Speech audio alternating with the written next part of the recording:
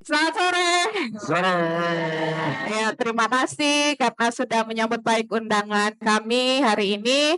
Hari ini FPRB punya podcast for dia yang kedua. Yang pertama teman-teman bisa langsung nonton di YouTube KM Forum FPRB. Mungkin sebelum masuk ke diskusi yang mungkin nanti lumayan panjang,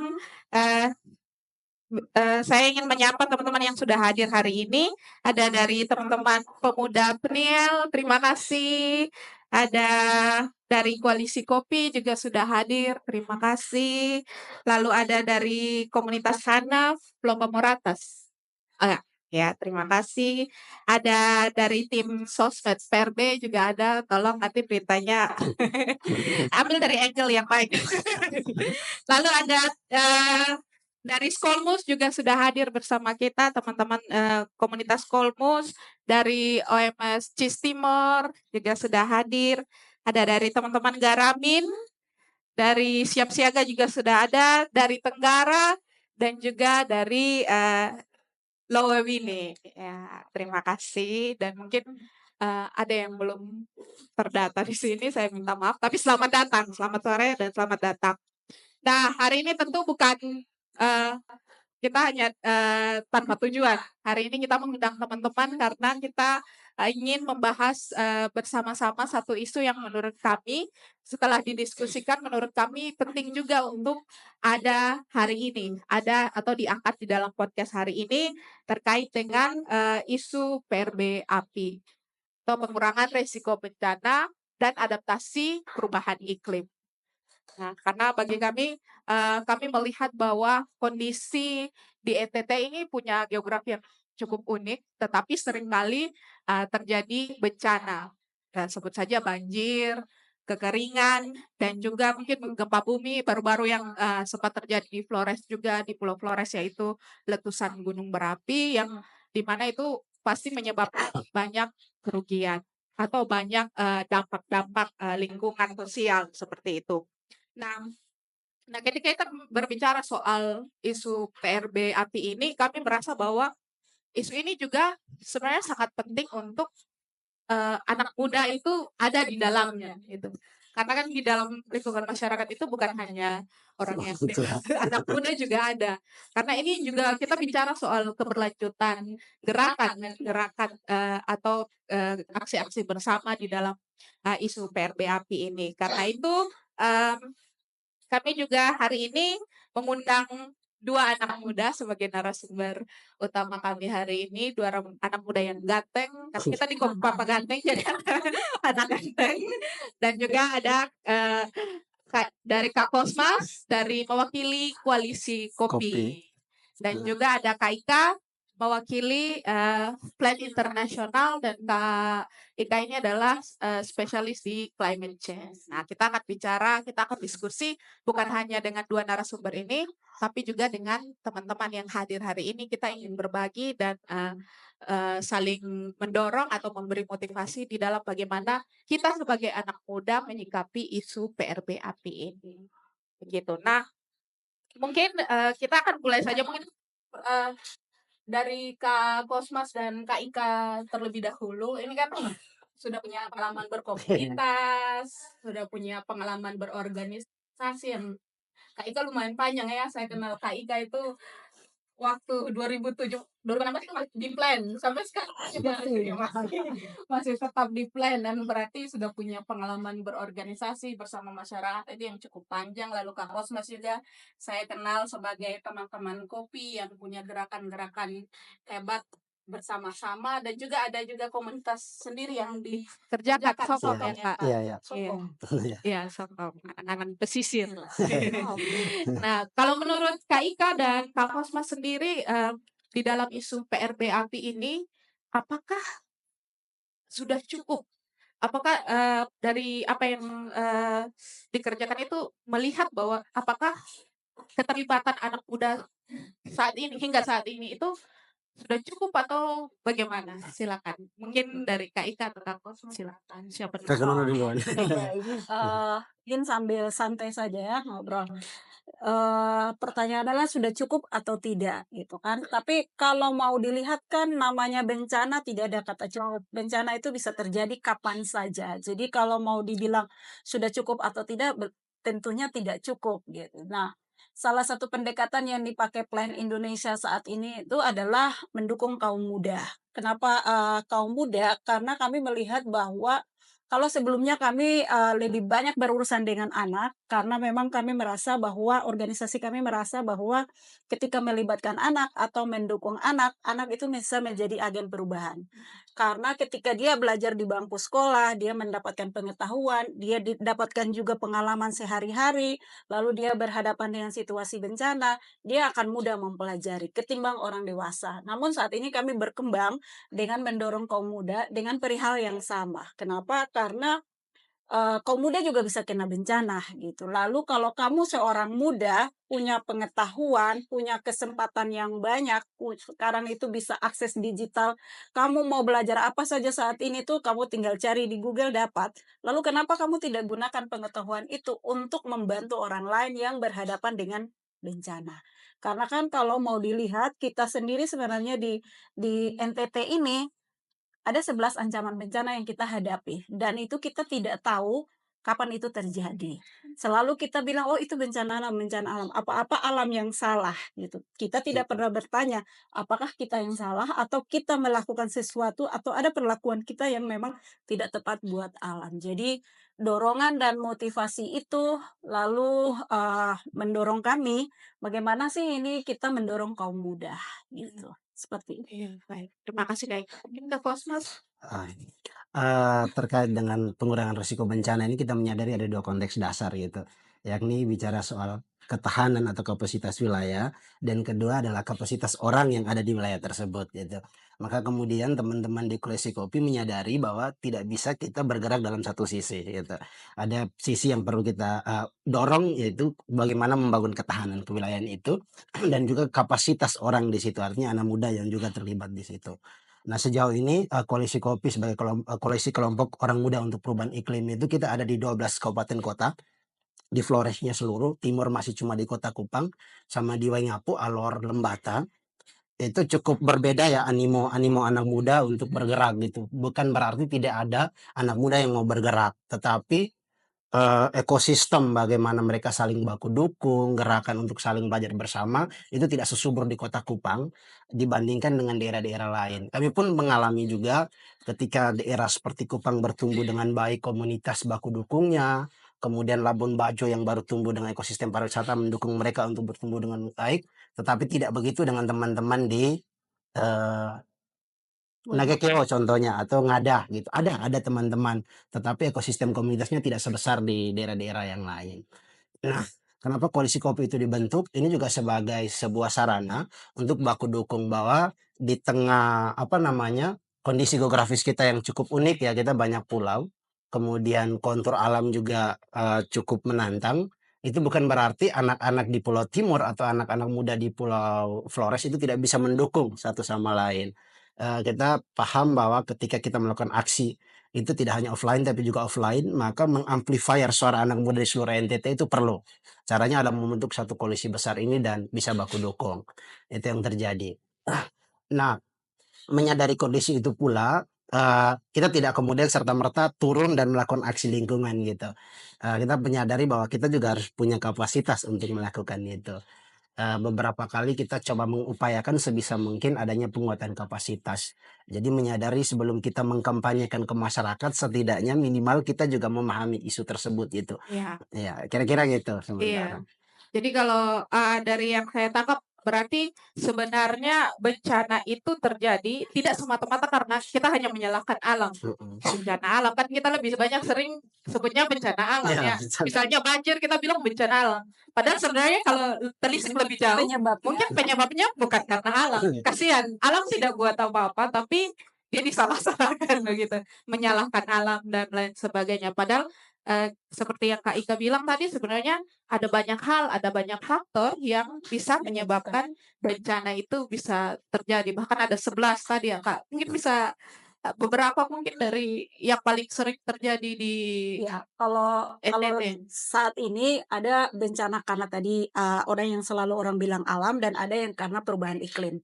Saya sebut dulu kalau perubahan iklim, itu terjadi banjir, longsor, dan kekeringan, ini su 3. Iya, Lalu katong di NTT sering terjadi gempa bumi, katong berdekatan dengan laut, ada ancaman, banjir rob dan juga, tsunami, iya, lalu katong ada apalagi ya, Gunung eee berapi, heeh? gunung berapi Kayak gunung biasa. berapi iya, dan lain-lain. Ada kebakaran, gitu iya. ya. Berarti ini yang, jenis-jenis bencana yang sebenarnya sudah terdata, sudah terlihat dan terjadi, Iya, sama yang wabah memang, penyakit. yang bukan hanya terjadi di satu waktu, tapi di masa depan itu akan terjadi lagi kan, Kak? Sehingga kenapa itu sebabnya kita juga harus siap Iya, jadi itu siap sebenarnya siaga. 11 bencana itu sudah menjadi ancaman. Ancaman itu bahwa ini kita berhadapan dengan itu, gitu. Jadi mau nggak mau, mau tidak mau, kita harus mampu untuk mempersiapkan diri. Itu sebabnya karena bencana sampai 11, jadi mau tidak mau kita harus mempersiapkan Mempersiapkan diri. diri. Oke, menarik sekali, Kak.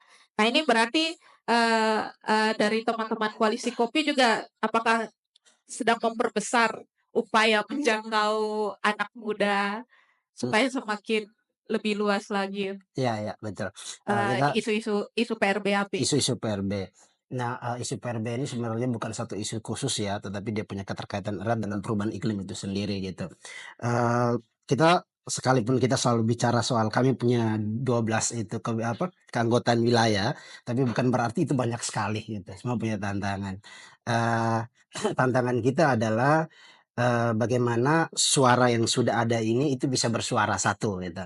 Yang kedua, kalau di daerah seperti Pulau Timur baru ada Kota Kupang, belum ada daerah yang lain, tapi sudah ada komunitas yang bergerak, itu bagaimana bisa menjadi lebih besar. Bukan kemudian harus bergabung di kopi, tapi bisa bersama-sama.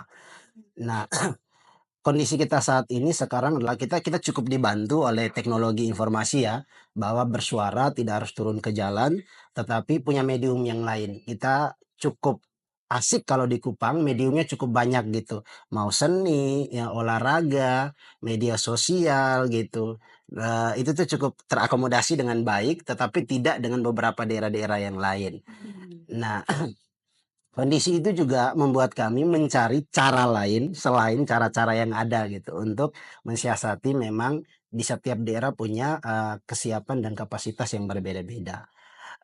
Kemudian yang ketiga, memang dalam konteks bagaimana memitigasi perubahan iklim, ada beberapa bencana yang disebabkan oleh aktivitas manusia itu sendiri, tapi ada yang di luar jangkauan kita seperti gunung berapi dan lainnya. Heeh.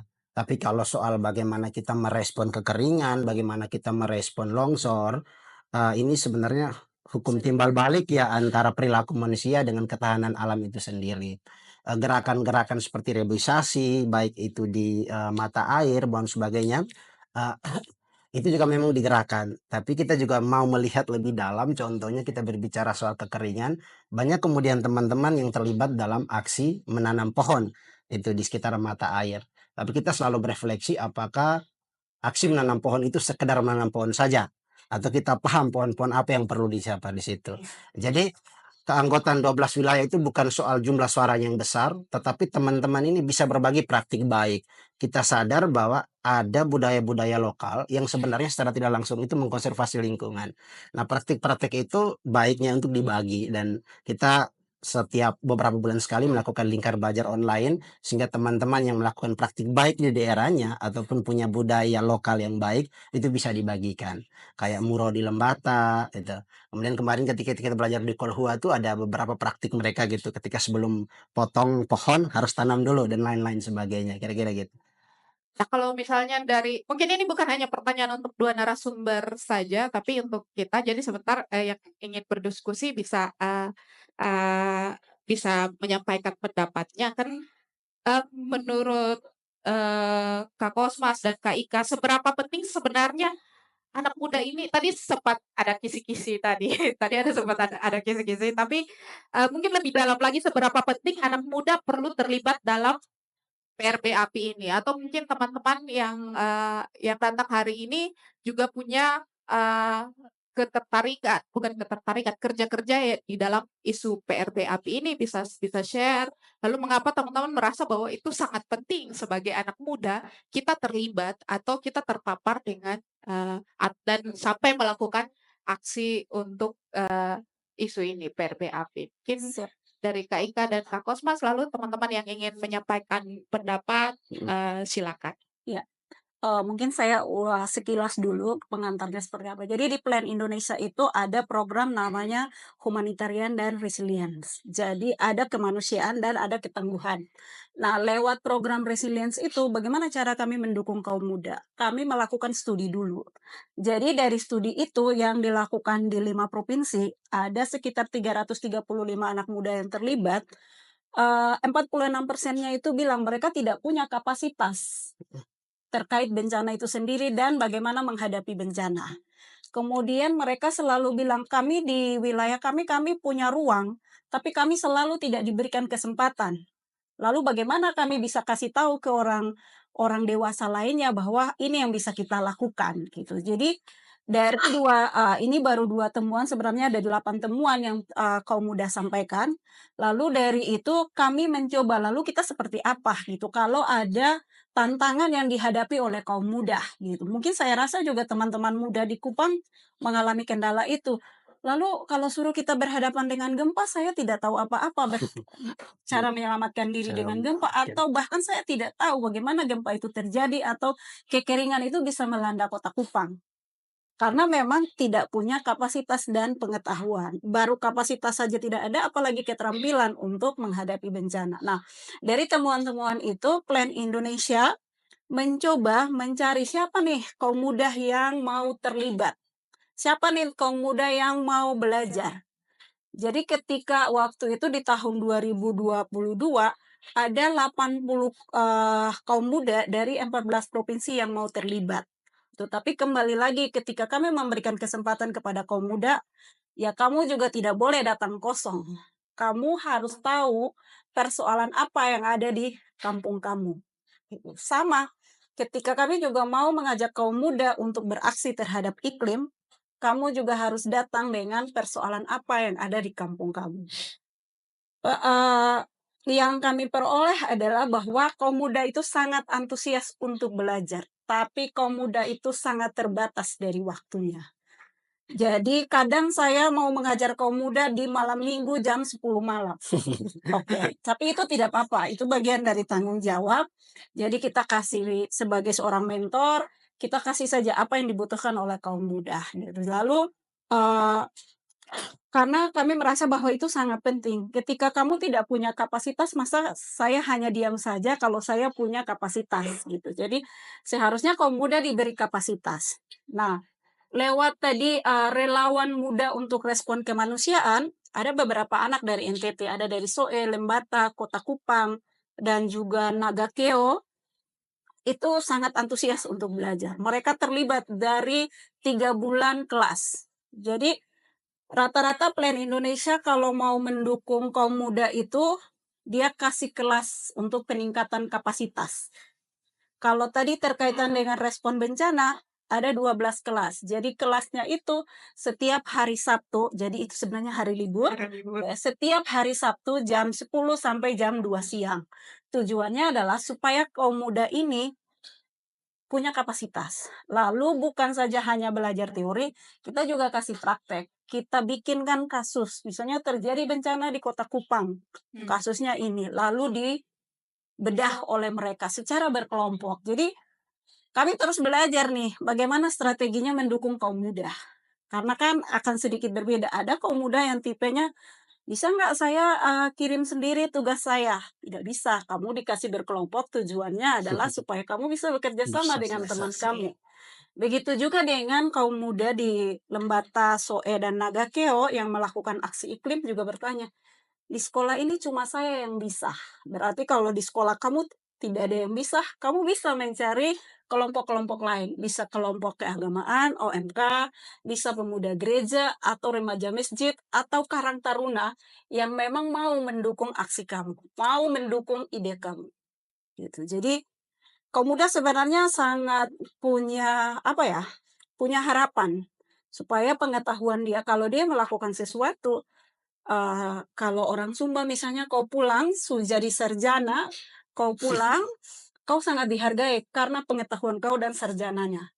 Jadi ketika kaum muda juga punya pengetahuan, kami punya harapan bahwa dia juga bisa pakai untuk mempengaruhi orang lain, supaya punya kapasitas dan keterampilan. Baik, terima kasih Kak Eka. Mungkin Kak Kosmas Mengapa ada tambahkan?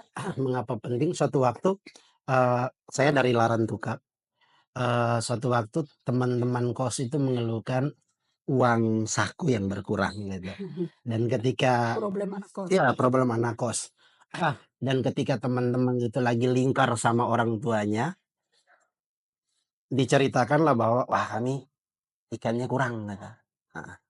Dulu kalau kita tangkap ikan sembe itu musim hujan, itu kita sampai ada istilah tarim mara, saking banyaknya orang harus bentang terpal dan bagi. Sekarang itu tidak lagi.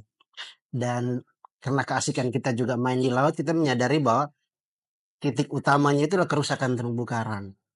Jadi ada korelasi antara kerusakan alam itu sendiri terhadap pemenuhan kebutuhan ekonomi termasuk anak yang kuliah itu. Heeh. Tapi kan memang cukup panjang untuk membedah itu dan kadang-kadang anak muda pun bukan tidak ya, belum sampai kepada pemahaman soal korelasi antara kerusakan alam atau terjadinya bencana itu terhadap pemenuhan kebutuhan mereka, itu satu. Yang kedua ini soal kesinambungan jangka panjang ya, bahwa hari ini yang mengeluh orang tua kita gitu, karena mereka mencari makan dan mencari nafkah di lahan, lahan kritis yang ada sekarang. Nah, bagaimana dengan 10 20 tahun ke depan yang itu berada di tangan kita? Maka membayangkannya adalah apakah masih sebaik yang sekarang kita keluhkan atau bisa jadi lebih buruk gitu. Makanya kemudian, ajakan untuk bersama itu juga menjadi menjadi penting untuk kami gelorakan. Kira-kira gitu itu Iya, mengapa itu penting gitu. benar-benar ya. Jadi membayangkan apa yang terjadi Iya, di masa depan mhm. itu juga penting ya untuk menjadi, concern anak muda. Mungkin dari teman-teman ada yang ingin mem bercerita atau memberi Mmm, masukan atau mungkin pengalamannya sendiri terkait dengan isu PRB API seperti apa? Mungkin gerakan-gerakan di dalam komunitas atau di dalam organisasi juga ada yang, terkait isu ini yang juga melibatkan anak muda, seperti itu, silakan. Selamat sore, perkenalkan nama saya Yomi, saya mewakili organisasi Garamin. Kalau teman-teman, baru pernah dengar, Garamin itu gerakan advokasi transformasi untuk inklusi disabilitas di NTT. Kami organisasi baru 4 tahun. Baik, saya, bercerita sedikit, mengenai pengalaman teman-teman disabilitas termasuk saya juga, ketika, berhadapan dengan bencana dan juga perubahan iklim. Bahwa, ada beberapa tantangan yang dialami oleh teman-teman. Yang pertama soal informasi, informasi terutama untuk teman-teman yang, netra dan mmm, juga teman-teman tuli, tuli ya. bahwa ketika ada yang namanya, peringatan dini itu mereka tidak sampai mendengar. Apalagi untuk teman-teman yang di desa, kebetulan kami kerja di, 6 desa, 12 desa di Kabupaten Kupang dan 6 desa di Kabupaten Kupang, 6 desa di Kabupaten Rote. Dan itu, memang pada waktu contoh, pada waktu seroja itu, informasi itu tidak sampai ke teman secara baik. Dan, itu juga menjadi tantangan bagaimana, pemerintah menyediakan akomodasi yang layak untuk supaya teman-teman, khusus ya teman-teman netra dan kalau kami yang disabel, fisik, kami dapat informasi secara mudah. Tetapi yang netra dan tuli itu, bagaimana informasi itu bisa sampai kepada mereka dengan baik dan benar. Dan, menurut pengalaman teman-teman netra itu waktu seroja, ya mereka hanya pasrah-pasrah karena sudah gelap lagi, mereka tidak bisa melihat, jadi ya pasrah terhadap kondisi yang ada. Lalu yang berikut yang terjadi untuk teman-teman, difabel ketika terjadi perubahan iklim, kalau kami yang di kota, kami, eee, masih bisa untuk bisa beradaptasi dengan segala sesuatu karena rata-rata kalau misalnya orang muda di kota, jarang yang ada yang bertani. Tetapi kalau yang di desa, mereka hidup dari pertanian, itu memang mereka, kesulitan sekali ketika menghadapi, kekeringan. itu, mereka tidak bisa bertanam, kemudian lalu, mereka juga tidak bisa mengakses air secara baik, baik untuk, kehidupan sehari-hari, apalagi untuk bertani. Ya kalau, mereka ada misalnya ada sumur atau ada sumur bor atau aliran air yang baik, mereka bisa melakukan itu. Tetapi tidak semua, teman-teman difabel bisa mengakses itu dan itu menjadi, dampak ekonomi bagi mereka. Ya. Dampak ekonomi bagi mereka ketika, berhadapi dengan, bencana kekeringan dan ini, juga menjadi tantangan secara khusus ya, eee, bagaimana yang non difabel saja juga mengalami hal yang sama, apalagi yang difabel otomatis 2 kali dia mengalami, dampak itu. Ya. Dan, alternatif untuk ekonomi bagi mereka juga itu, ya paling ojek, tetapi juga ya atau menenun misalnya, mereka larinya ke seperti itu. Kalau tidak bisa di pertanian ya berarti tenun. Lalu juga bicara soal infrastruktur juga yang mempengaruhi untuk mereka bisa, apa ya, mengakses, sumber-sumber penghidupan yang, Ya. bisa menjadi alternatif ketika ada, bencana yang, ada di sekeliling mereka. Iya. Ya, itu saja, dari Ya, Kak saya. Yomi, Ya, mungkin, ah, saya tanya sedikit, kalau dari pengalaman Kak Yomi bersama teman-teman Garamin sendiri itu, di dalam kerja-kerja Garamin sendiri, mengenai isu, PRBAP ini, iya. apakah juga menemukan, mungkin ada motivasi sebenarnya dari anak-anak muda dengan disabilitas yang sebenarnya mereka juga ingin mencoba menjangkau, informasi-informasi terkait, PRBAP ini, apakah seperti itu dan mengalami kendala kah? Iya, kalau untuk, kami punya namanya kelompok difabel desa. Itu kami bentuk di setiap desa, mereka langsung di bawah pemerintah desa, ada SK-nya sehingga forum itu menjadi forum untuk bertukar informasi. Dan, karena itu, difabel, kami tidak saja bicara soal, orang yang disabilitas, tetapi juga ada kelompok rentan lainnya, lansia di dalam. Ya jadi, memang, eee, kami, mendorong supaya anak-anak muda di desa yang difabel ini yang menjadi ujung tombak. Untuk mereka juga bagaimana dengan pemerintah bersinergi untuk, bisa menjadi, juru kunci. Misalnya, kalau ada, eee, informasi-informasi terkait bencana yang akan terjadi, mereka yang akan menyalurkan informasi itu kepada teman-teman difabel yang lain. Dan, tadi mohon maaf apa yang kedua? Ini apakah akses ke informasi, Iya, pengetahuan yang didapat oleh teman-teman muda dengan disabilitas itu, Sudah lebih sudah baik atau iya, belum? lewat forum Ya. ini ya puji Tuhan sudah, lumayan lebih baik daripada sebelumnya. Karena memang, eee, sebelum Garamin masuk di desa itu, eee, difabel itu terpencar terpencar dan, mereka seperti tidak mereka bukan seperti, mereka memang tidak pernah dilibatkan. Tidak dilibatkan sama sekali dalam pertemuan-pertemuan di tingkat RT, apalagi di tingkat desa. Dan ketika mereka ada forum ini, itu menjadi, jembatan bagi mereka untuk bisa ada duduk bersama-sama dengan pemerintah dan pemerintah mendengar suara hati mereka. Apa yang menjadi kebutuhan, apa yang menjadi, apa impian mereka itu mereka bisa, sampaikan lewat pemerintah desa misalnya dalam forum tertinggi seperti Musrenbangdes dan sebagainya. Baik, Ya, bahkan itu mereka juga menjadi utusan untuk sampai di, tingkat, kabupaten. baik. Iya, Baik, dan terima kasih Kak Yumi. terima kasih.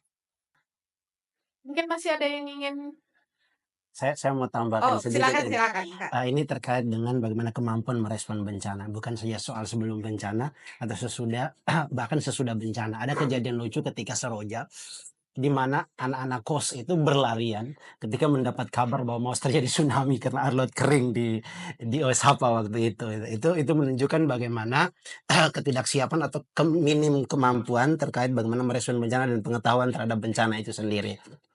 Nah, resiko lanjutannya apa? Resiko lanjutannya adalah orang-orang begitu gegabah, begitu gegabah untuk cepat-cepatnya lari dari kos, cepat-cepatnya lari dari rumah.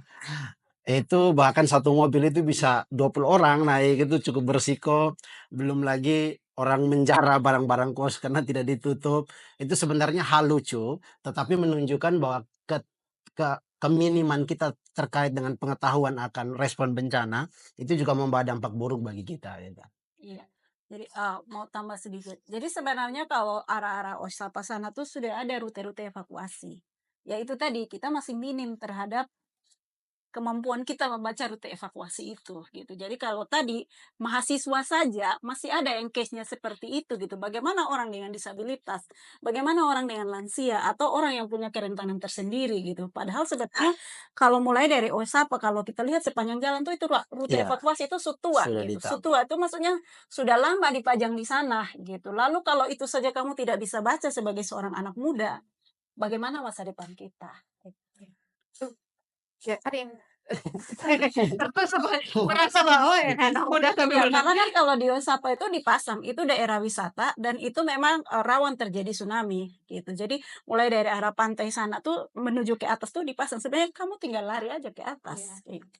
Iya, jadi kalau dari diskusi kita, tadi ini menunjukkan bahwa sebenarnya, hal pertama yang harus anak muda punya untuk, ada terlibat di dalam isu PRB-AP ini yang pertama adalah akses terhadap informasi atau peningkatan kapasitas informasi dan pengetahuan. Jadi mereka harus terpapar terlebih dahulu. Lalu, saya lihat di sini kita juga baca, diskusi tentang identifikasi. Jadi Mhm. ya, seperti tadi kalau di Wesapa kalau misalnya, oh ternyata ini memang hanya kalau Amat sudah kering. tahu identifikasi, oh hanya air lautnya yang surut, bukan tsunami, seperti itu. Jadi informasi-informasi ini menjadi penting, juga diketahui oleh anak-anak muda. Karena sebenarnya anak muda kan ketika di dalam misalkan terjadi bencana, mereka punya tenaga, punya, eee, Tapi kapasitas yang lebih. Mhm. Apalagi kalau misalnya ditambah dengan bahkan dia pengetahuan yang mampu benar untuk ya. menolong orang lain, Iya, dia mampu menolong orang lain jika dengan tepat, jika dia punya kapasitas. kapasitas, informasi, dan pengetahuan yang tepat terhadap, penanggulangan risiko bencana, Bencana. dan juga, aksi perubahan iklim, seperti itu ya, Kak? Yap. Ya, seperti itu, oke. Baik, nah tadi kan kita juga bicara soal, aksi-aksi yang sudah dilakukan oleh Kak Ika bersama Plan, lalu Kak Kosmas bersama teman-teman Kopi dan juga Sokong, lalu ada teman-teman Garamin. Nah, menurut, Kakak berdua, Kak Ika dan juga Kak Kosmas, sebenarnya bagaimana anak muda ini sebenarnya bisa terlibat dalam isu PRBAP itu dia lebih sistemik, masuk dalam sistem seperti itu, lalu mungkin ada masuk dalam kebijakan atau tata kelola. Mungkin kita bisa melihat ada begitu banyak aksi yang sebenarnya dilakukan Iya. anak muda ya, membersihkan pantai, lalu, menanam pohon seperti yang tadi dikatakan Kak Iya, Kosmas iya. sendiri. Tapi bagaimana sebenarnya anak muda itu bisa hanya bukan sekedar aksi, tapi bisa masuk di dalam suatu sistem untuk merubah atau membuat sebuah mendorong sebuah kebijakan yang sebenarnya bisa, mendorong, isu PRBAP ini untuk ke depannya lebih baik, seperti itu. Ya. Ya. Silakan. Baik, jadi kembali lagi, plan itu selalu mengawali dengan studi. Jadi segala sesuatu yang dilakukan, karena kami memang konteks kaum muda itu perlu ekstra strategi untuk mendampingi kaum muda. Karena kan kami juga tidak mau lu rekrut kaum muda sekarang, besok dia pergi gitu, bye gitu. Itu tidak. Tapi kami mengawali dengan studi. Jadi karena ada persoalan bahwa kaum muda itu bilang, bagaimana kami mempengaruhi kebijakan kalau kami saja tidak punya kapasitas. Jadi kami mencoba menggali, kira-kira apa yang diharapkan oleh kaum muda, strategi seperti apa yang ada di desa yang bisa dipilih atau sebagai pilihannya kaum muda untuk bisa berkontribusi di, pembangunan. Nah, jadi dari studi itu menyatakan bahwa sebenarnya kaum muda itu bisa bersuara, tapi karena di pertemuan desa atau di, musrenbang gitu didominasi oleh orang-orang yang tadi notabene punya kepentingan, jadi kadang suara mereka itu tidak sampai, gitu. Jadi caranya seperti apa? Jadi akhirnya Plan Indonesia menemukan bahwa berarti kamu cara langsung ke sana lewat musrenbang itu mungkin tidak tepat buat kaum muda, tapi ada sebenarnya berbagai macam media, misalnya media sosial. Jadi kami juga latih tadi sebagai bagian dari memberikan kapasitas dan keterampilan kepada kaum muda, kami melatih bagaimana kamu mempromosikan diri kamu, mempromosikan persoalan yang ada di kampung kamu lewat media sosial. Jadi kamu harus melakukan sesuatu. Biasanya ketemu orang ini lihat dulu baru percaya toh. Jadi ya kamu harus melakukan sesuatu supaya orang-orang yang ada di sekitar kamu itu bisa percaya sama kamu bahwa kamu mampu mempengaruhi gitu. Jadi ya, tapi kembali lagi kalau kita di NTT, bukan saya rendahkan ya, tapi memang bagaimana influence dari media sosial mempengaruhi kerja-kerja teman itu masih dianggap biasa-biasa saja gitu. Agak sedikit berbeda dengan anak-anak yang ada di Jakarta atau di Jawa, di provinsi lainnya itu, mereka sangat memanfaatkan media sosial untuk mempengaruhi masyarakat pada umumnya. Mungkin saya cerita sedikit, 2 minggu yang lalu itu saya ketemu dengan ya karena kami satu panggung dengan namanya Water Warrior. Itu anaknya Pak Basuki, dia dosen di UGM, dia baru buka komunitasnya namanya Water Warrior pasca adanya World Water Forum di Bali. Jadi dia melihat di situ, banyak kaum muda yang sebenarnya tahu terkait persoalan air, tapi tidak bisa bersuara. Akhirnya dia mengajak kaum muda yang ada di kampus, murid-murid dia sendiri, ya dia tidak paksa sih sebenarnya, tapi dia ajarin bahwa sebenarnya persoalan air di Indonesia ini sekarang itu lagi menjadi persoalan yang besar. Lalu apa yang kamu lakukan sebagai seorang muda? Gitu. Karena dia berangkat dari persoalan yang ada. Dia punya data, dia punya kondisi sosialnya seperti apa, dia punya persoalan bencana yang terjadi di Indonesia itu sendiri seperti apa. Akhirnya dia mengajak kaum muda lewat ya cara-cara seperti itu gitu. Jadi dia dalam waktu 3 bulan, ya mungkin karena dia juga punya link keluar, dia dengan mudah mendapatkan dukungan dana untuk mendukung kaum muda supaya punya kapasitas terkait bagaimana melakukan konservasi pada isu air atau bagaimana anak muda bisa menciptakan teknologi terkait air. Jadi dia berencana misalnya kalau dia mau datang ke Alor, dia mau melakukan desalinasi Air laut. air laut gitu ya. Karena dia tahu bahwa pariwisata di Alor itu bagus, tapi airnya itu susah. Orang lain saja bisa berpikir, kenapa kita tidak bisa berpikir? Kang Kosmas mungkin? Ya, terkait dengan partisipasi anak muda ini ada 2 hal yang berbeda gitu. Tadi malam di debat itu sempat disinggung bagaimana memastikan partisipasi publik itu. Yang tidak dilihat itu adalah pertanyaannya adalah minimnya partisipasi publik atau minimnya pelibatan terhadap partisipasi Punya anak ruang muda. sih. Ya, itu 2 hal yang berbeda yang sebenarnya terkadang salah dikaprahkan. Tetapi sedari titik awal kita juga harus membentuk bagaimana kemampuan anak muda atau enjoy-nya dia untuk menyampaikan atau mengamplifier suaranya dia. Maka hal pertama yang coba kita berusaha adalah bagaimana mengembangkan ekosistem organisasi yang inklusif bagi dia, gitu. Karena memang pada kondisi sekarang anak muda yang orang bilang Gen Z atau generator itu punya kondisi yang berbeda dengan orang-orang tua sebelumnya. Makanya membentuk satu ekosistem organisasi yang inklusif itu cukup membantu dia untuk bisa merasa bahwa bukan dia sendiri di situ. Itu penting. Kemudian yang kedua, itu terkait dengan bagaimana kemudian dia merasa dihargai untuk bersuara, dia merasa ada pelibatan dia dalam komunitas kecil itu, tidak dilihat dari umur, tidak dilihat dari kapan dia masuk, terkait dengan kondisi fisik ataupun asal daerah. Jadi membentuk ekosistem yang inklusif itu penting di awal. Kemudian yang kedua, eh, bukan berarti kita menjudge teman-teman punya ego untuk menyuarakan sendiri gitu. Tetapi terkadang eh, semangat kita untuk menyuarakan itu tidak juga melihat seberapa besar suara kita. Maka kenapa kami membuat koalisi ini untuk memastikan bahwa tidak hanya orang Flores yang bersuara, tapi orang lain juga dari pulau-pulau lain juga bersuara. Jadi bagaimana membangun solidaritas antar pulau. Karena juga melihat ketika problemnya ada di timur, belum semua orang Sumba ikut bersuara, belum semua orang Flores ikut bersuara.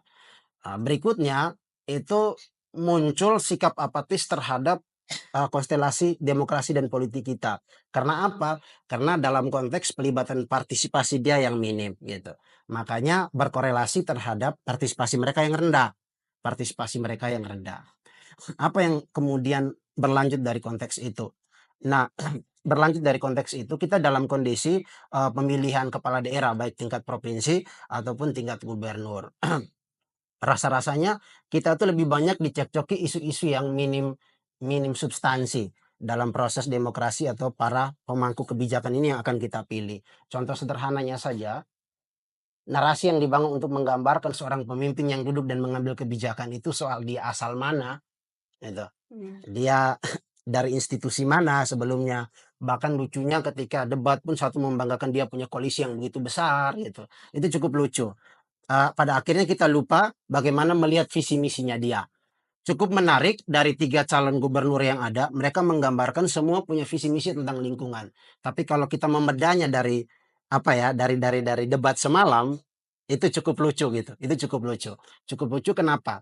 Ada yang datang dengan tagline jaga alam, ada yang datang dengan energi hijau, tapi menyampingkan pulau-pulau tertentu. Dia setuju Mutis itu tetap menjadi cagar alam, tapi mengiyakan geotermal di Flores sampai Alor. Itu kan lucu sebenarnya. Ya. Iya. Ya Jadi jadi mungkin sebagai anak muda, heeh. apalagi dalam masa-masa ini, sebagai salah satu hal yang bisa kita lakukan terkait dengan isu PRBAP adalah juga melihat Ya. apakah memang visi misinya itu juga punya Iya, punya korelasi sesuatu dengan korelasi apa, dengan ya. lingkungan Oke, gitu. silakan Ya. Kak Ika. Ya, jadi ya saya tidak mau bahas politik ya. Ya, jadi sebenarnya di Plan Indonesia juga memperkenalkan namanya pendidik sebaya.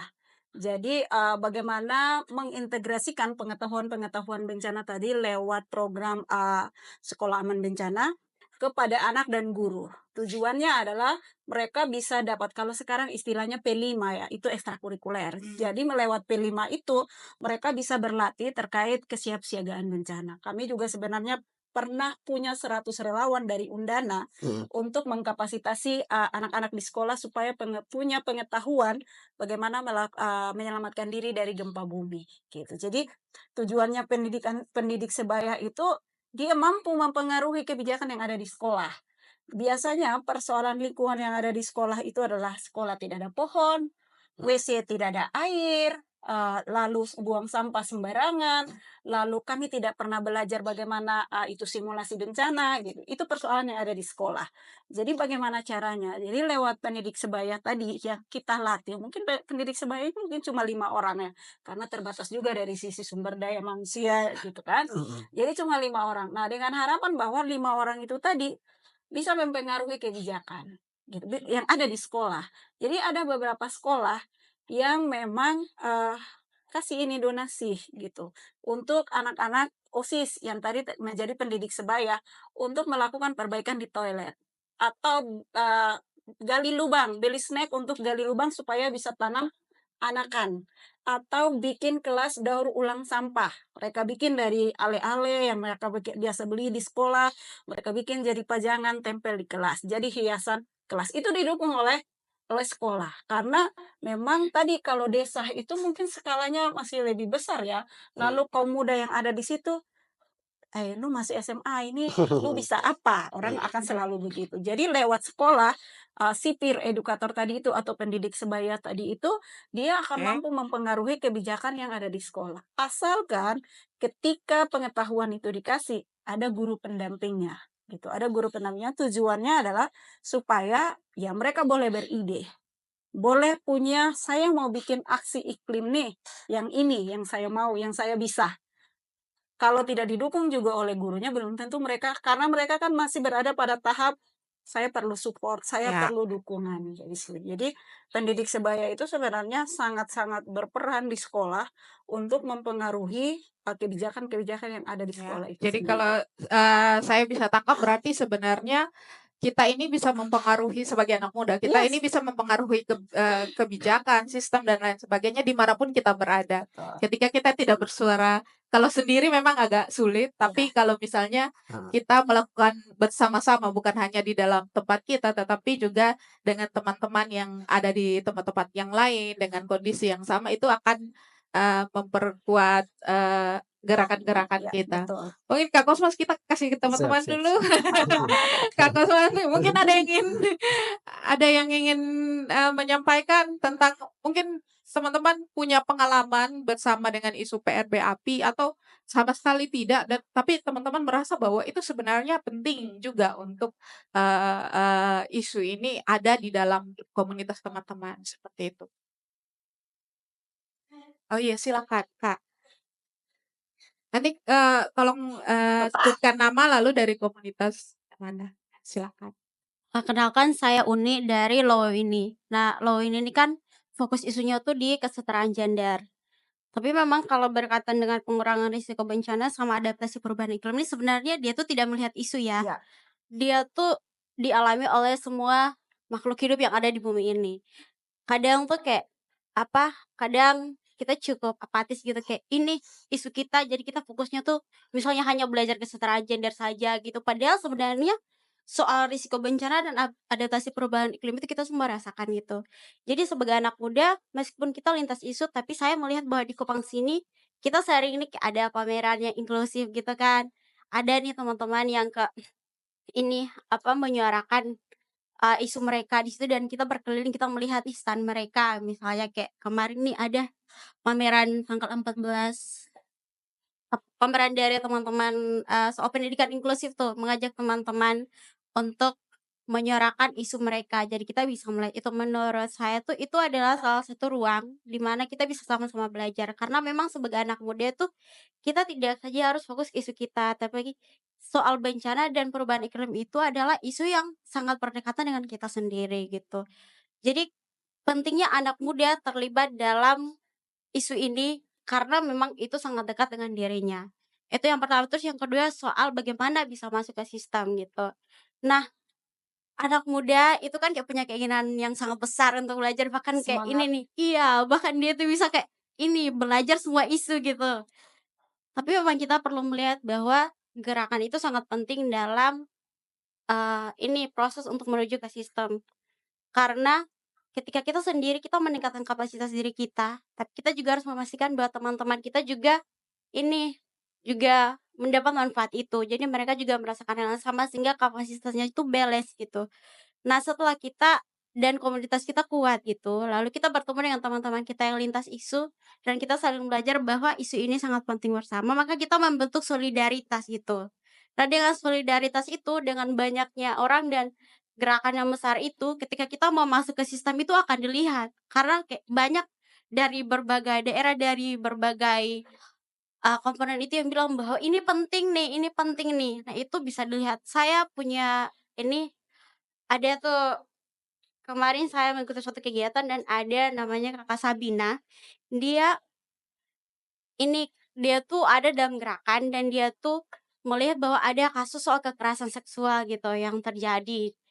Setelah itu dia tuh menyarankan gitu agar ini bisa dimasukkan ke kurikulum gitu. Nah, pada akhirnya tuh dia ini karena ada gerakan yang mendorong dia dan juga ada nih dia katanya ada peluang untuk dia bisa masuk ke ada peluang dia bisa masuk ke Kementerian Pendidikan dan Kebudayaan itu akhirnya ada tuh modul soal pencegahan kekerasan seksual yang diterbitkan dan itu diaplikasikan di berbagai kampus gitu.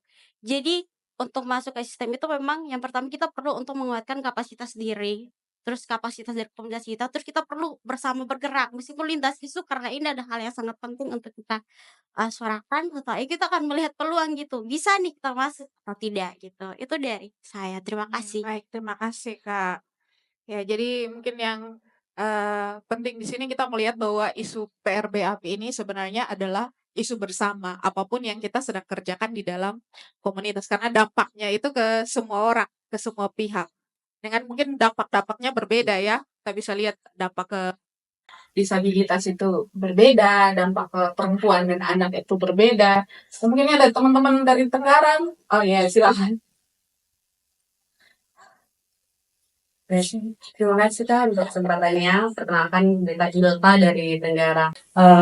Tentang risiko bencana tuh seperti tadi sudah tahu dibilang bahwa kalau perubahan climate change itu kan semua tuh akan terpengaruh terutama kepada anak dan perempuan.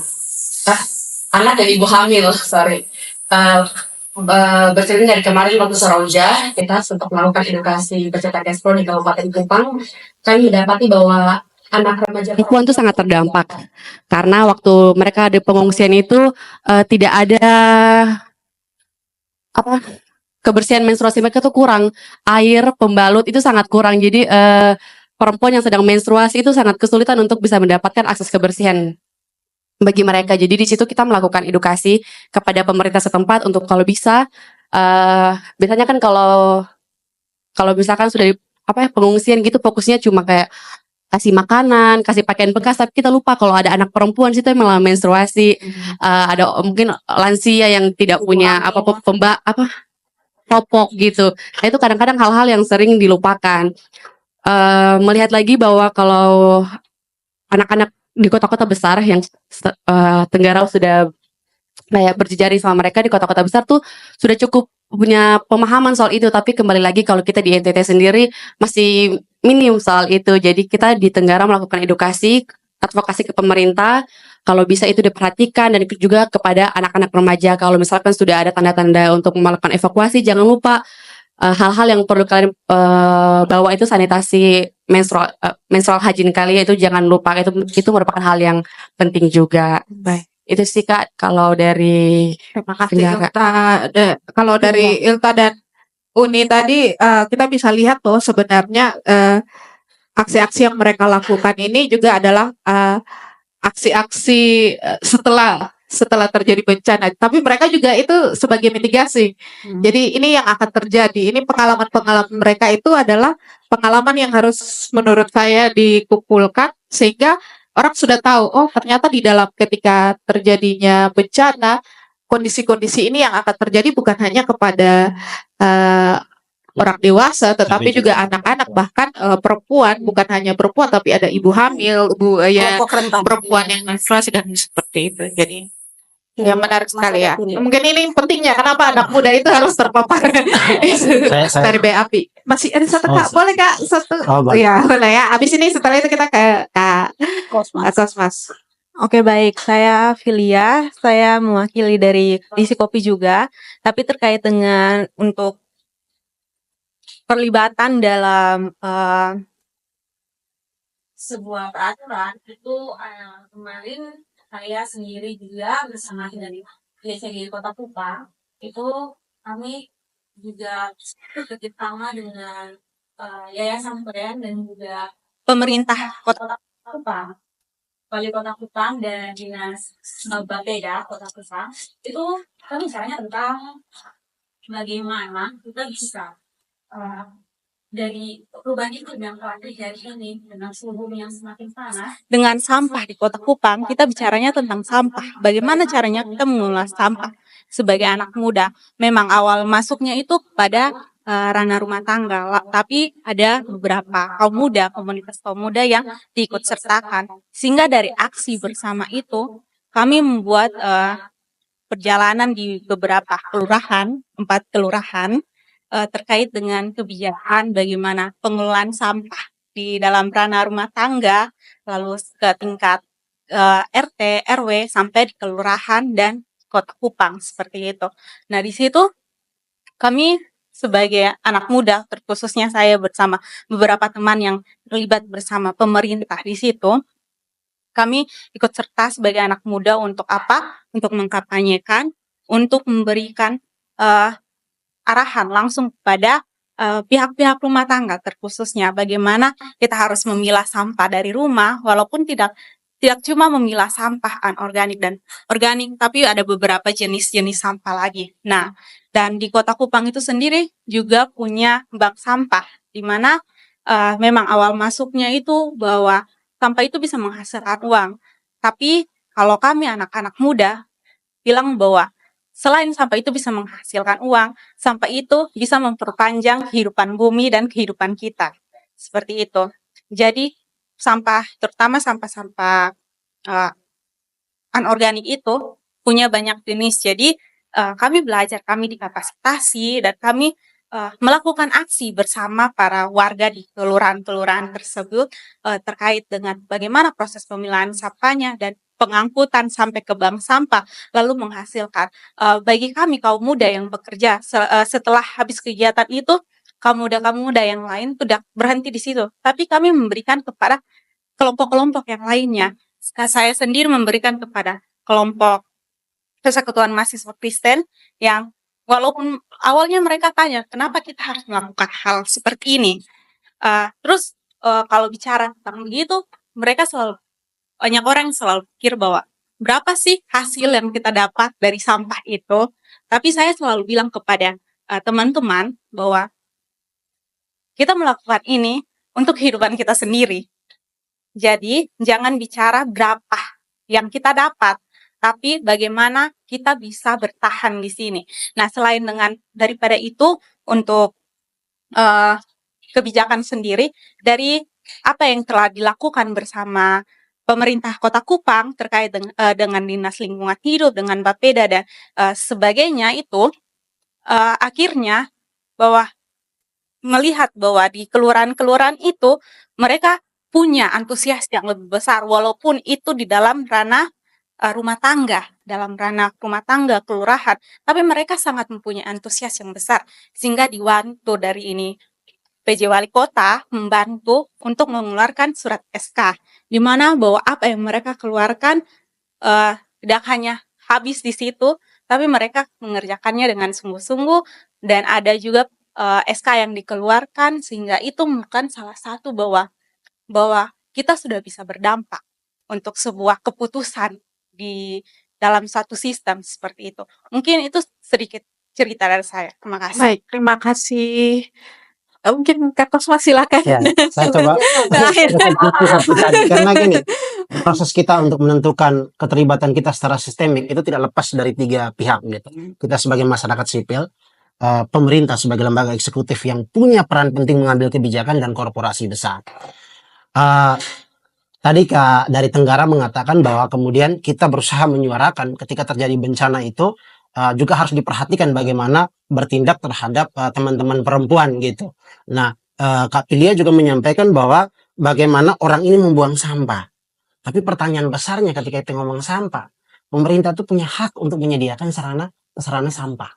Apakah semua RT di Kota Kupang punya? Tidak. Apakah itu hak masyarakat untuk menyediakan sampah? Bukan, itu pemerintah punya hak. Pertanyaannya, bagaimana kita bisa mendorong itu, memastikan siapa yang kemudian punya keberpihakan dan punya konsen terhadap itu penting. Maka keputusan kita untuk memilih siapa. Berikut yang kedua, keputusan kita untuk memilih pemimpin tingkat provinsi itu juga penting, karena kita ngomongin soal bencana. Yang membuat keputusan terhadap perizinan tambang, terhadap perizinan geotermal, itu juga datang dari pemerintah provinsi dan kabupaten. Karena kita sudah mengalami ketika di Pulau Timur rusak karena tambang, di Flores air kekeringan karena geotermal, itu terjadi ketika izin itu dikeluarkan. Maka siapa yang perlu kita intervensi? Pilihan kita terhadap pejabat tersebut. Penting. Jadi sekalipun kita sudah mengamplifier suara sebesar itu, tapi tidak sampai pada sikap kita untuk menentukan siapa yang kita pilih dengan paham terhadap konteks itu penting. Nah, lucunya ketika tadi malam pertanyaan tentang bagaimana penanganan terhadap risiko bencana itu ada di debat tadi malam. Lucunya mereka menjawab, beberapa paslon justru menjawab penanganan risiko bencana dengan apa? Reformasi struktur birokrasi. Lucu sekali. Padahal pengurangan risiko bencana dia berkaitan dengan hal bagaimana membangun kapasitas wilayah atau mempertahankannya, dan kapasitas orang yang tinggal di wilayah tersebut. Nah, ini menunjukkan bahwa keputusan kita untuk memilih itu penting. Yang kedua, jalur aturan. Nah, kenapa jalur aturan itu penting? Karena terlepas dari usaha-usaha kita di tingkat akar, itu kita akan kembali pada penerapan aturan atau undang-undang itu sendiri. Maka keputusan kita untuk memilih siapa calon DPR yang baik, menekan dia, menjaga dia, itu menjadi penting. Jadi terkadang memang kita cukup apatis ya terhadap kondisi perpolitikan kita, itu ngapain saya coblos dan sebagainya. Tapi suka tidak suka, senang tidak senang, mau tidak mau, itu dia berakar dan mempengaruhi kondisi kehidupan kita gitu.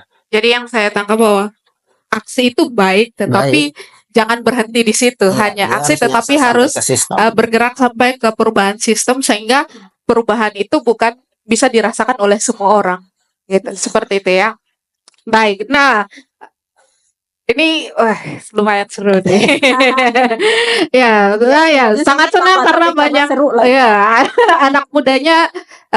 Saya melihat di sini banyak anak muda juga sangat tertarik dengan isu PRPAPI ini, dan memang sangat penting ya, seperti tadi sudah disampaikan oleh Kak Kosmas dan Kak Ika bahwa ini memang harus ada anak muda yang ikut terlibat di dalam isu PRPAPI, apapun yang sedang dikerjakan di dalam komunitas masing-masing. Pengetahuan, informasi itu harus sampai kepada semua orang, seperti itu. Kak Ika tadi mau sampaikan, silakan. Ya, jadi saya menyambung saja dari UNI gitu, dan konteks MHM. Jadi sebenarnya dari sisi pengalaman saya Dari perjalanan dengan karir saya itu banyak orang bilang, "Iya karena lu belajar terkait perubahan iklim akhirnya lu sambung-sambung semua jadi akhirnya lu bikin itu jadi nyambung," gitu kan. Karena saya bermain di isu air, bermain di isu sanitasi, bermain di isu konservasi, bermain di isu sampah, gitu. Jadi sebenarnya itu saya pelajarin, bukan saya sambung-sambung. Cuma karena orang melihat bahwa, "Kenapa lu bisa kan sambung-sambung? Lu omong perubahan iklim, lu omong kerugian ekonomi," gitu. Sebenarnya lu omong pertanian gitu. Jadi sebenarnya itu memang semua nyambung begitu. Bagaimana kekeringan berdampak pada gagal panen gitu. Bagaimana kemarin cuaca ekstrim seroja itu membawa dampak pada misalnya rusaknya lahan pertanian gitu. Di tahun 2022 di Kota Kupang sendiri itu kerugiannya 20 M untuk pengentasan membantu masyarakat kasih dia beras miskin gitu. Mungkin kamu tidak punya data, tidak mengakses pada informasi tadi, jadi kamu menganggap bahwa kekeringan ini biasa-biasa saja gitu. Kalau sekarang kamu mampu beli air, kamu merasa bahwa biasa-biasa saja tidak terdampak, bagaimana dengan orang yang ekonominya ada di bawah? Apakah dia mampu membeli air tangki 2 minggu 100.000 contoh? Kan belum tentu gitu. Nah, itu sangat berdampak pada orang-orang yang tadi punya, mungkin kemampuannya di bawah gitu. Jadi, kalau plan itu selalu melakukan kegiatan, dia harus berprinsip bahwa semua orang setara. Berprinsipnya GESI gitu. Begitu juga ketika saya orang emergensi.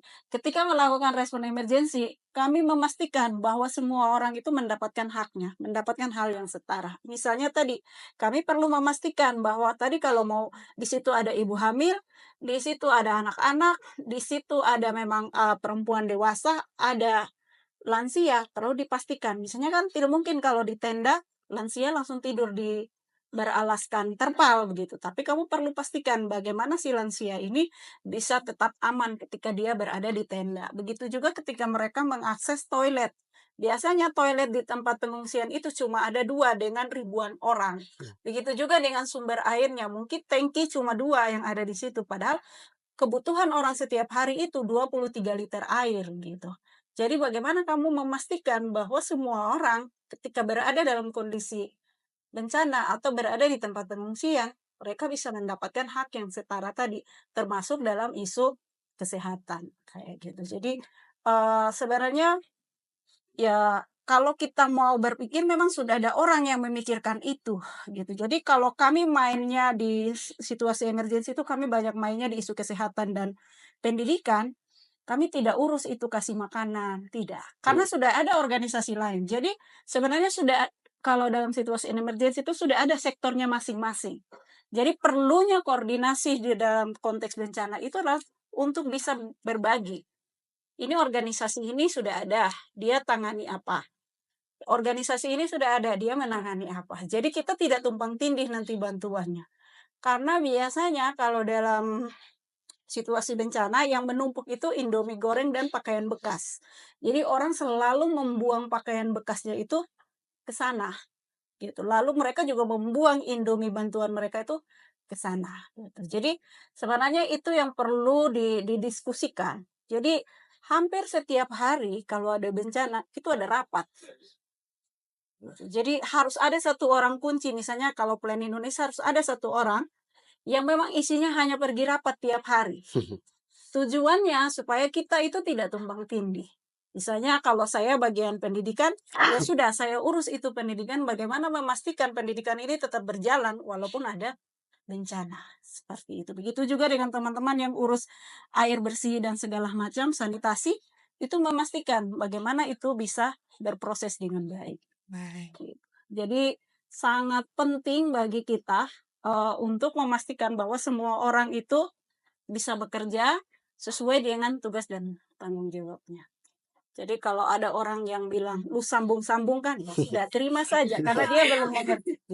Iya, jadi kalau dari penjelasan Kak Ika kita bisa lihat bahwa kalau misalnya kita anak muda bekerja di dalam bagian-bagian kita, lalu mengkaitkan dengan isu PRBAP ini, lalu seperti tadi memperhatikan hingga detail masing-masing itu sebenarnya itu menjadi kerjasama yang sangat baik. Iya. Karena kita lihat di sini anak muda yang hadir bersama kita hari ini punya bekerja dalam isu masing-masing dan sudah cukup lama dan kalau misalnya itu terkomunikasi dengan baik, terkoneksi dengan baik dalam sebuah jaringan itu, akan mengurangi risiko bencana Ya, risiko ya. bencana ya, Kak. Jadi bekerja bersama-sama dengan satu tujuan, PRB API itu tadi, seperti itu. Jadi mungkin kita tidak tidak kami anak muda dalam komunitas tidak bicara secara langsung isu PRB API, berarti kami tidak termasuk di dalam. Padahal tadi kita sudah sering tadi kalimat-kalimat yang diucapkan bahwa sebenarnya ini adalah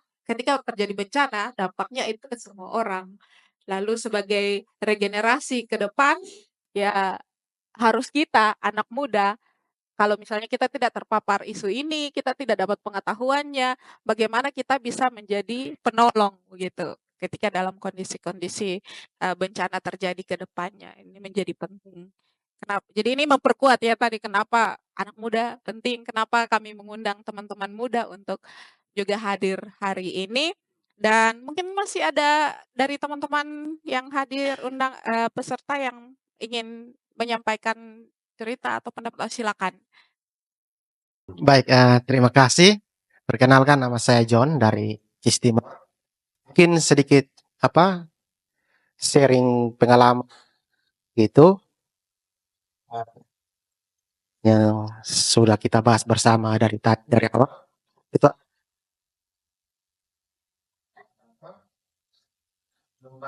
membangun pengetahuan bersama itu menjadi penting. Menjadi penting selain membangun pengetahuan bersama juga kerja kolaborasi karena kalau kita kerja terkait dengan isu PRB API tidak bisa kita sendiri atau orang muda sendiri, tapi bahwa seluruh unsur yang ada, contoh misal di desa itu seluruh unsur itu harus dilibatkan. Kerja kita itu bisa jalan bersama. Misalnya jangan sampai kita melakukan aksi penghalangan Pohon pesisir, masyarakat pesisir tidak yang tahu. rasanya penting. Menurut kita penting, tapi masyarakat juga pada penting sehingga kayu yang ada itu pohon yang dibuat menjadi merah itu adalah pertemuan yang dapat dari beberapa kabupaten atau wilayah yang kita pernah bersama. Terus yang kedua itu terkait dengan ini menjadi penting bahwa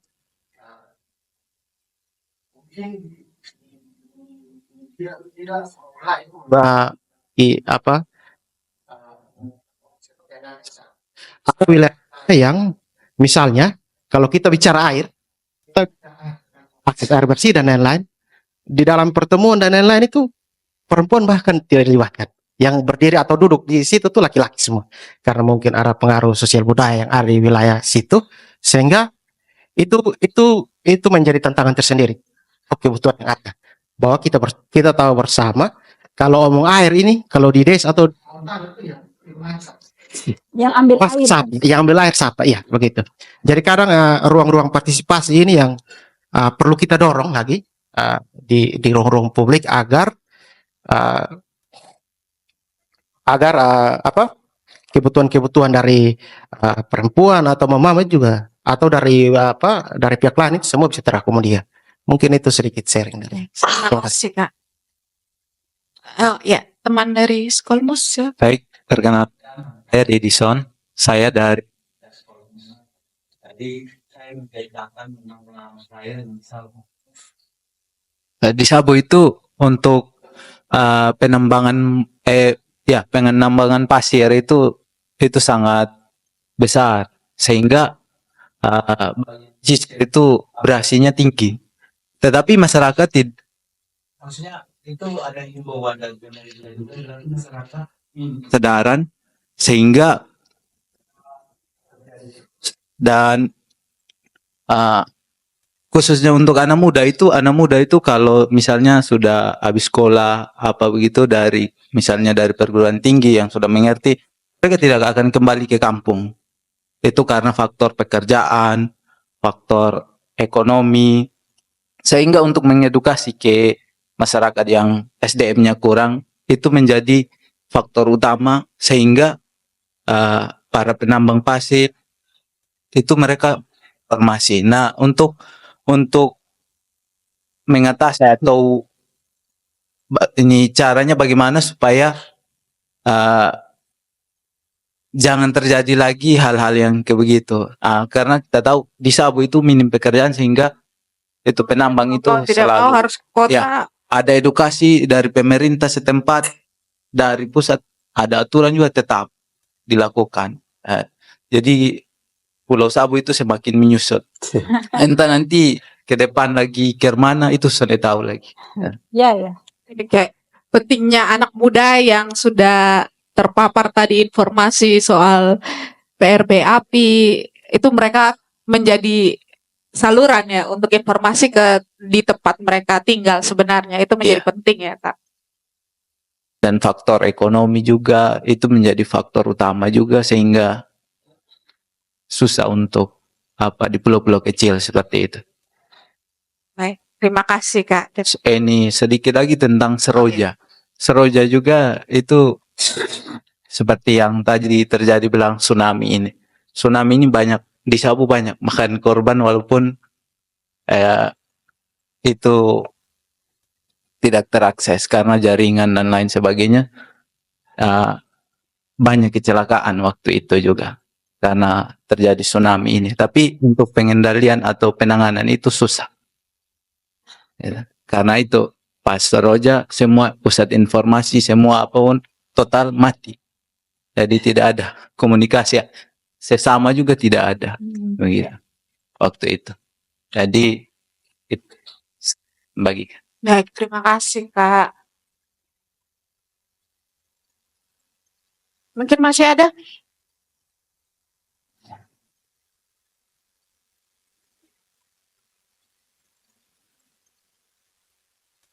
Ya. Baik, kita Boleh saya tanggap? oh boleh silakan. Jadi dari Cis Timur tadi, saya teringat 2 bulan yang lalu saya bantu DLHD Kota Kupang untuk melakukan asesmen kampung iklim Proklim di Desa Belo. Kelurahan bukan desa, kelurahan. Jadi sebenarnya di Belo itu sendiri tahun 2020 lurahnya bilang ada 14 perumahan, tapi saya tidak tahu sekarang berkembang itu berapa. Kemungkinan ada 20 lebih. Jadi kebayang bahwa di Belo itu sudah berapa hektar hutan yang yang ditebas gitu untuk bisa bangun perumahan. Kemudian di Belo itu ada 2 sumber mata air, yang mana ketika saya datang di mata air itu sudah terancam mati. Karena tadi itu orang-orang merasa bahwa mata air ini ada di kampung, di tanah saya. Jadi yang berhak untuk potong ini pohon adalah saya. Saya mau tanam kembali atau tidak itu urusan saya gitu. Jadi tidak pernah berpikir bagaimana melakukan konservasi pada mata air. Lalu sebenarnya potong pohon tidak dilarang. Yang penting lu potong 1 lu bisa tanam beberapa gitu. Untuk menjaga ketika ada air ada pohon yang menyerap atau menyimpan air itu gitu. Lalu di Belo itu sebenarnya sudah ada beberapa kelompok tani yang memanfaatkan tadi si mata air itu untuk mereka pertanian dan juga bikin kebun sayur. Tapi ternyata 2 tahun kemudian mereka tidak melakukan lagi ini tanam sayur karena mata airnya itu mati. Jadi saya sempat bertanya, Bapak Ibu tahu itu penyebabnya apa? Kami tidak tahu, pokoknya mata air sudah tidak sanggup lagi untuk mengairi mereka punya kebun sayur. Jadi ada kemudian itu tadi kebun sayur. Begitu sampah. Lalu sampah di Belo ini buang di mana? Semua yang hadir di situ ibu-ibu, bapak-bapak, dan kami buang sembarang saja. Karena tidak ada bak sampah. Tidak ada bak sampah di Belo. Kalau di perumahan ada, tapi di sepanjang kelurahan Belo tuh tidak. Jadi orang itu buang. Jadi bahkan ada yang pergi buang ke mana? Di luar. Ya. Karena mau buang sampah. Jadi pertanyaannya adalah apakah desa kelurahan itu tahu atau tidak? Kelurahan tahu, tapi dia tidak tahu mau berbuat apa.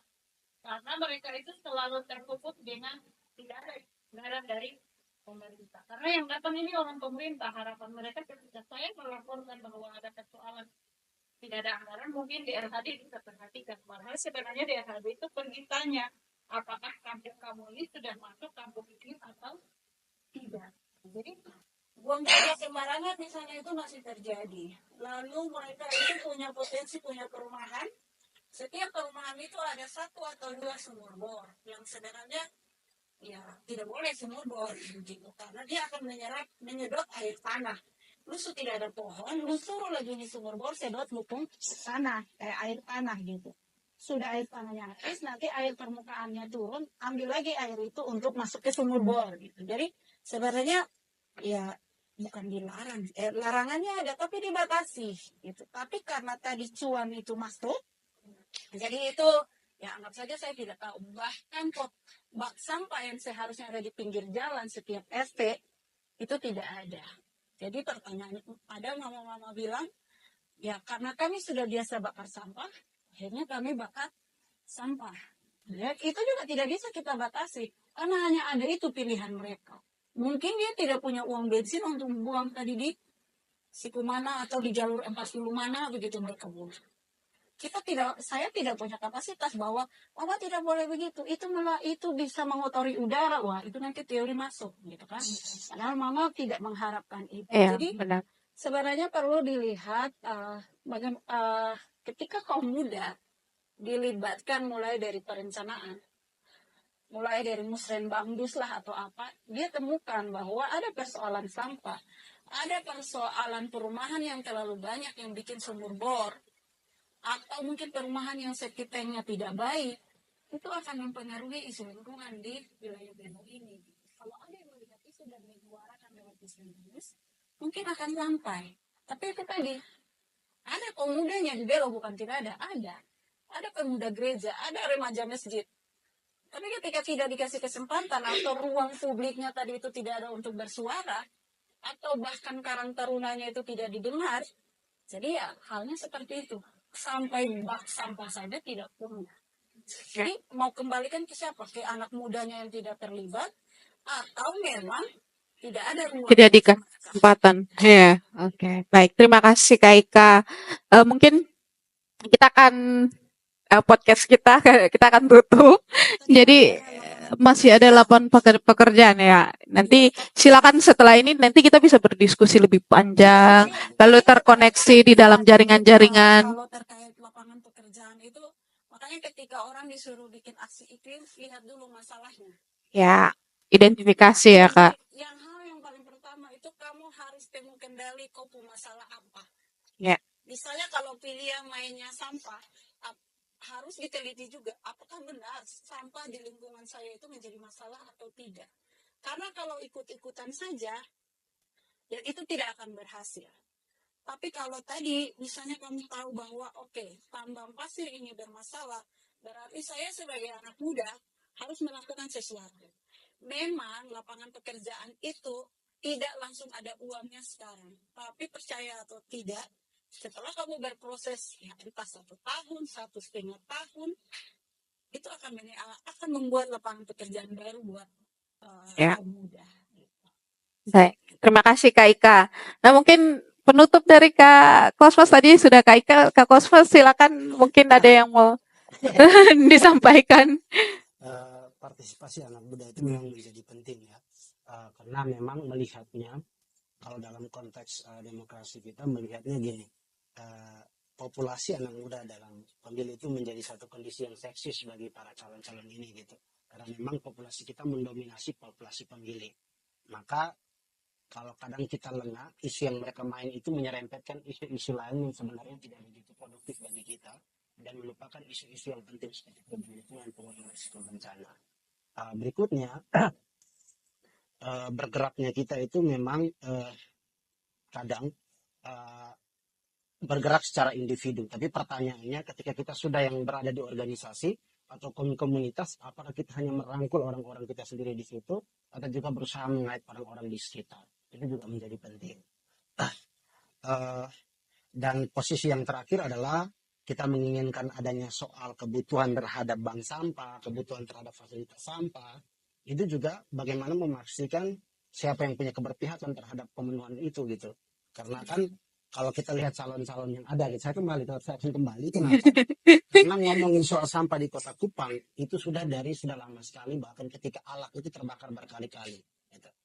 Tetapi pemerintah tidak ada yang paham bagaimana perubahan pola dari pendamping kesanitaran landfill itu tidak ada. Jadi masyarakat pada akhirnya disalahkan karena dia buang sampah sembarangan, padahal yang kurang adalah fasilitas sampah itu sendiri. Jadi keputusan kita untuk memberikan pilihan suara yang cepat itu juga menjadi penting dalam memperhitungkan kapasitas kewilayahan kita ke depan dan bagaimana kita bisa tinggal dan hidup dengan baik di atas tempat tinggal kita. Gitu. Saya kira itu dulu. Oke, terima kasih. Jadi dari diskusi kita hari ini yang menurut saya seru ya, menurut teman-teman.